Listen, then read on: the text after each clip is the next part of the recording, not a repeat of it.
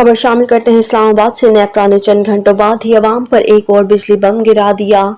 National electric power regulatory authority ने बिजली एक बार फिर ₹1.81 फी यूनिट महंगी कर दी, जिससे सार्फिन पर 24 अरब रुपए का बोझ बढ़ गया। हकाम के मुताबिक बिजली सार्फिन को अगस्त के बिलों में अदायगियां करनी होगी।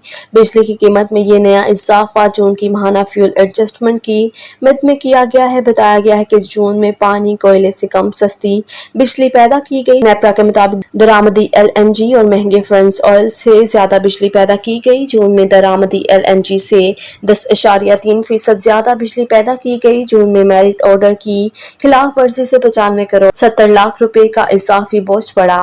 वाज़ेह रहे कि नेपरा ने एक रोज कबल ही बिजली की कीमत में 7.50 रुपए फी यूनिट तक इजाफे की हुकूमती दरख्वास्त मंजूर करते हुए फैसले के लिए नोटिफिकेशन वफाकी हुकूमत को भिजवा दिया। मंजूरी के मुताबिक बिजली के बुनियादी टैरिफ में ₹3 से ₹7.5 फी यूनिट तक इजाफा होगा।